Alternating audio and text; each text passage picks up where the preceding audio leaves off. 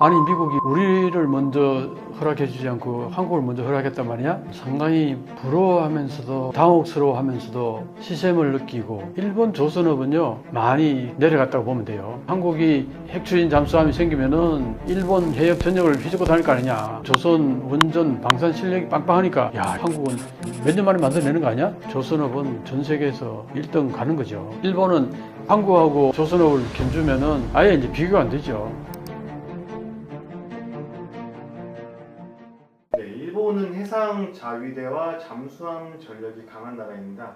그런데 한국이 핵 추진 잠수함을 추진한다는 얘기 당연히 나왔고요. 일본은 이거 어떻게 보고 있나요? 일본은 상당히 부러워하면서도 당혹스러워하면서도 시샘을 느끼고, 아니 미국이 어떻게 우리를 먼저 허락해주지 않고 한국을 먼저 허락했단 말이야? 거의 그런 인식이고, 그리고 한국 너희들 수역이 얼마나 되는데 그 좁은 수역을 지키는데 무슨 그런 어마어마한 잠수함이 필요하냐, 이런 인식을 갖고 있어요. 한번 보세요. 지도 놓고 보면은 일본은 그 수역이, 해역이요, 그 전 세계 6번째 넓어요. 200캐리까지 이렇게 선을 그으면 엄청 넓습니다. 거기에 비해서 한국은 뭐 북한 못 지나가지요. 반도 밑에 동해, 서해, 남해 요거 딱 하면은 거기에 핵추진 잠수함을 가지고서 휘젓고 다닐 만한 공간이나 되냐, 이런 인식을 갖고 있죠. 그럼 뭐냐? 결국은 밖으로 나오겠다는 거 아니냐? 밖으로 나온다는 거는 우리가 그때 뭐 이재명 대통령께서 얘기하실 때는 뭐 중국에 대한 견제, 그런 말을 분명히 했어요. 그러니까 이제 대만 그 주변이라든가 우리가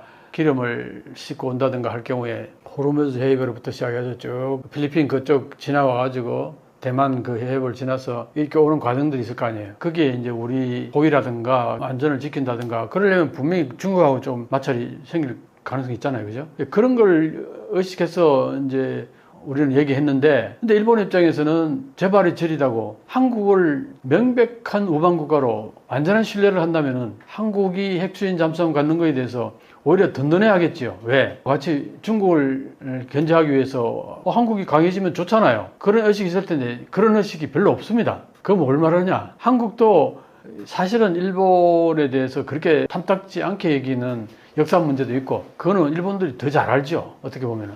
그러니까 이제 한국이 핵추진 잠수함이 생기면은 일본 해역 전역을 휘젓고 다닐 거 아니냐. 거기에 대해서 엄청나게 껄끄럽게 생각하죠. 그런 부분은 분명히 충분히 예상이 되는 문제라고 봅니다. 한국의 핵추진 잠수함은 한국의 뭐 조선, 당연히 K방산 뛰어나잖아요. 네. 여기에 뭐 어떤 의미일까요? 그동안 한국은 배 만드는 기술은 대단하고, 그래서 뭐 이지스함을 비롯해서 잠수함 제조 능력이 뛰어났죠. 거기에 추진하는 에너지만 살짝 바꾸면은 쉽게 우리는 원자력 추진 잠수함을 만들 수 있는 기술력은 다 갖춰 있는 거죠. 조선 능력이 뛰어나죠. 원자력 발전소 만든 능력이 뛰어나죠. 그 다음에 방위산업 잠수함을 만든 능력이 뛰어나죠. 한마디로 말해서 생태계가 이미 다 갖춰져 있는 거예요. 그 에너지만 이제 핵 추진할 수 있는 핵연료, 이것만 우리가 갖추기만 하면은 핵 추진 잠수함은 쉽게 만들 수 있는, 충분히 그걸 우리가 갖출 수 있는 그런 기술력이라든가 그런 생태계는 이미 다 되어 있다는 거죠. 어느 나라보다도. 그런 부분에서 일본은 중국이나 상당히 뭐랄까 남다르게 생각할 거라고 봐요. 왜냐? 아니 능력도 없으면서 만약에 미국하고 그렇게 얘기해서 미국 오케이 했다 그러면은 에이 너희들 만들어 언제 만들 거야? 뭐 10년 후에? 20년 후에? 그리고 비꼬을 수도 있겠죠. 그런데 그게 아니라 사실은 조선 원전 방산 실력이 빵빵하니까 야, 이거 한국은 그 빨리빨리 문화와 이렇게 접목이 되면은 이거 뭐 몇 년 만에 만들어내는 거 아니야? 하고 우리 할 가능성이 나는 상당히 농후하다고 봐요. 그런 측면에서 보면은 한국은 정말 많은 부분에서 국력이 이제 업그레이드 되었고, 여러 가지 그 제조 능력에 있어서 전 세계에서 어디도 뒤지지 않는 톱클래스 쪽으로 올라와 있다. 그렇게 이제 볼 수 있죠. 한국은 하나오션이나 HD, 현대중공업 같은 조선업도 주목받고 있는데요. 일본은 어떤 상황인가요? 일본 조선업은요, 반도체가 몰락했는 만큼 조선업도 많이 내려갔다고 보면 돼요. 옛날에 반도체가 뭐 50% 정도를 차지하고 그러다가 지금 10%도 안 된다 했는데 현재 일본의 조선업이 그렇다고 보면 돼요. 그러니까 얼핏 보면은 그래요. 일본의 기술력이 뛰어나죠. 다들 그렇게 하잖아요. 일본 사람들은 뭐 전부 다 일본의 기술의 일본, 항상 하는 얘기가 자기들이 기술력이 최고 뛰어나다. 그리고 그 많은 부두가 있고 그 해역이 그렇게 넓으면 배 만드는 능력은 뛰어나야 될 거 아니에요. 전 세계에서 가장 뛰어나야 될 거 아니에요. 바다가 그렇게 넓은데. 근데 어떻게 되겠어요? 지금 보면은 뭐 10%도 차지 못할 거예요. 그리고 LNG선 같은 건 아예 만들지도 못하고요. 고보같이 배 같은 거는. 그러니까 뭐 한국하고 이 조선업을 견주면은 아예 이제 비교가 안 되죠. 근데 한국에는 이제 하나오션이라든가 HD 현대중공업 같은 경우가 LNG선 발주 같은 것도 많이 받았고 고보같이 배 같은 것들을 수주를 많이 했죠. 물론 이제 내부의 문제도 좀 많은 것 같아요. 어떤 문제가 있냐니까 노동력의 문제가 있어요. 노동자 임금이 그렇게 높지가 않다 보니까 과거에는 뭐 3D 직종에서도 근무하는 한국인들이 많이 있었다 치면은 한때 조선업이 사양사람 아닌가 하고 막 힘들 때 기술자들이 다 떠나가 버렸단 말이에요. 다시 이제 이걸 뭔가 일거리는 많은데 노동자들을 찾으려니까 이게 쉽지 않은 거예요. 이게 임금도 그렇게 높지 않고 이러니까 떠나갔던 사람들이 돌아오지 않는 거죠. 그게 이제 외국 노동자들을 많이 쓰는데 이 외국 노동자들 쓰게 되면 어떻게 됩니까?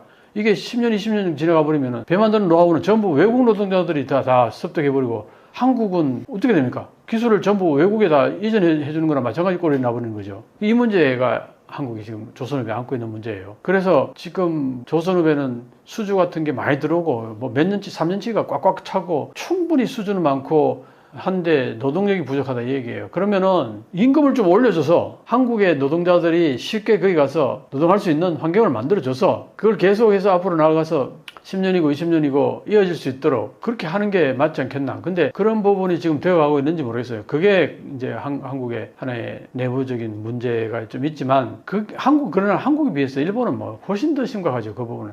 아예 조선과가 없어요. 동경대 조선학과가. 그러니까 젊은 인재 양성이 안 되고 있는 거예요. 일본에서는. 그 일본에서는요. 지금 젊은 인재가 양성이 안 돼가지고 현재 근무하고 있는 중장년층 기술자들이 은퇴하는 순간 그 사업이 전부 다 그냥 문 닫을 그런 사업들이 너무 많아요. 이게 지금 일본의 가장 심각한 문제. 이 부분은 인재 양성하고 직결되는 문제인데 한국도 그런 부분에서는 만만치 않은데 그나마 한국은 그래도 좀 덜한 부분은 있긴 있어요. 근데 이제 하나오션이라든가 HD 현대중공업은 지금 현재 가장 큰 주목을 받고 있는 거는 이제 캐나다 잠수함 수주잖아요. 그 60조. 그게 만약에 수주가 된다 그랬을 경우에는 정말 비약적으로 한마디로 발전할 거라고 봐요. 그렇게 되면은 제발 인재 양성을 좀 많이 해서 계속 한국인들의 배 만드는 그 실력이 이어지도록 그 후세에까지 젊은 인재들이 많이 가서 거기서 근무할 수 있도록 그러려면 어떻게 돼? 대우를 잘해줘야 돼요. 대우를 잘해주고, 3D 직종이라는 인식을 갖지 않고, 거기 가면 사는데, 어디 가서 일하는 것보다도 거기 가서 일하는 게 더 좋다. 뭐 그런 인식을 심어줄 수 있는 작업 환경이라든가, 대우 같은 것들을 해줘야 되지 않겠느냐. 그 부분이 한국은 나는 조선업이 안고 있는 하나의 문제점이라고 해요. 그 외에는 지금 뭐, 기술력도 있겠다. 한국에 대한 이미지도 좋잖아요. 예를 들어서 미국과 중국이 저렇게 대치하고 굉장히 격렬하게 패권 전쟁 아닌 전쟁 같은 격돌이 일어나고 있는 상황이니까 미국이 아니면 우리 서방 국가들이 중국한테 조선업을 맡길 수가 없는 부분들이 분명히 있어요. 그러면 그것들이 다 한국으로 올 가능성이 많다는 거죠. 그러니까 한국은 이런 것들을 기회를 살려가지고 인재 양성을 아주 내가 볼 때는 와서 일하면은 조선업에서 일하면은 삼성에 근무하는 것만큼 대우도 좋고 삼성이 이번에 얼마에 6억 보너스 받는다 그러잖아요. 그 정도는 아니더라도 최소한 봉급에서 막 1억이 넘어가고 평균 봉급이 그 대신 일을 빡세게 하잖아요. 여기 조선업이 그렇게 해준다면은 계속 이어지고 앞으로 계속 조선업은 크게 활용을 일으킬 가능성이 있는데 그러니까 그 임금 문제 이런 것들이 아직은 최근에 한 몇 년 사이에 조선업이 호황이 된 거니까 여러 가지 이제 정비해야 될 게 많은 것 같더라고요.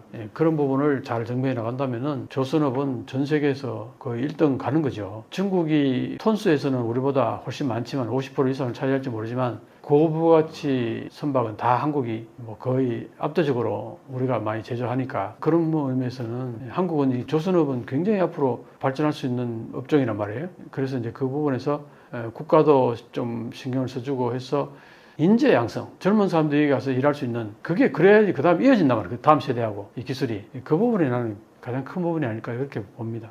지금 국제 정세가 많이 혼란스러운 상황인데요. 추진 잠수함이 주는 안보적인 의미는 무엇일까요? 한국 입장으로서는 정말 든든할 거예요. 그건 뭘 말하느냐면은 해군에 있어서 획기적이란 말이죠. 왜 획기적이냐 하면은 핵추진 잠수함에서 그 미사일을 쏘아 올릴 수 있어요. 그거는 한국의 본토가 공격을 받아도 예를 들어서 외부에서 한국의 미사일 기지를 전부 일시에 동시에 짜자작 다 해서 시킨다 하더라도 핵추진 잠수함이 싣고 있는 미사일이 있을 거 아니에요. 그거는 절대 공격을 할 수 없죠. 어디 있는지 모르니까. 그러면 그게 이제 쫙 가가지고 우리한테 그렇게 미사일 날려서 초토화시킨 나라 수도에 그냥 미사일 뭐 그냥 바로 꽂아버릴 수 있단 말이죠. 그러면은 우리한테 그렇게 파괴적인 어떤 공격을 했던 국가도 팔다리 다 부러지는 거죠. 잘려나가는 거죠, 거의. 거의 반신불구가 될 정도로 그렇게 초토화될 텐데, 그걸 핵추진 잠수함 할 수 있다는 거죠. 왜냐? 위치가 어디 있는지 모르고 위치 이동이 자유롭기 때문에 바로 옆에 그 나라에 바로 옆에 근접해가지고 가장 중요한 어떤 위치에 그냥 미사일 날려버릴 수 있다는 거죠. 그런 의미에서 이거는 전략적인 무기라고 볼 수 있어요. 굉장히 아주 차원이 다른 무기라고 볼 수 있어요. 핵추진 잠수함은. 그러니까 한국이 만약 그걸 갖는다 그러면은 주변에 어떤 나라도 함부로 한국을 대하지는 못할 거라는 거죠. 그만큼 굉장히 중요한 무기다. 이제 그렇게 볼 수 있는데, 한국이 곧 이제 그걸 실현시키면은 한국은 정말 획기적으로 세계에서 어깨에 힘줄 수 있는 정말 강력한 국가가 되지 않을까. 핵무기가 없다 하더라도 핵무기에 부응가는 능력을 가지지 않을까. 그런 의미에서는 굉장히 중요한 무기라고 봐야 되겠죠. 오늘도 여러분들하고 좋은 얘기로 많은 말씀을 나눴는데, 여기도 있지만 제 채널도 있습니다. 한일역전TV. 요즘 조금씩 영상들을 계속 올리고 있으니까 꼭 오셔서 좋아요, 구독 눌러주시고, 그 채널이 쭉쭉쭉쭉 성장하면 제가 여러분들하고 훨씬 더 알찬 내용으로 여러분들을 만나뵐 수 있으니까 꼭 좀 부탁드리고, 일본의 몰락이라는 책도 여러분들 사보시면요, 굉장히 교양에도 도움이 되고, 지금 현재 제가 오늘 반도체에 대해서 말씀 많이 드렸는데, 앞으로 미래 세대는 반도체가 석유보다도 더 중요한 사회가 되거든요. 근데 일본은 왜 그 중요한 것을 그렇게 융성했다가 완전히 망해버렸느냐? 우리가 그러지 말라는 법이 없잖아요. 그런 의미에서 일본이 왜 어떻게 해서 그렇게 융성했다가 쇠하게 됐는지에 대한 자세한 내용들이 기록되어 있으니까, 그걸 한번 여러분들 보시면은 교육면에서도 아니면 또 우리 반도체의 앞으로의 발전 방향에 대해서도 여러 가지로 도움이 되지 않을까. 그렇게 해서 여러분들 그 책을 한번 사보시면 좋겠다 하는 말씀을 드리겠습니다. 또 뵙겠습니다.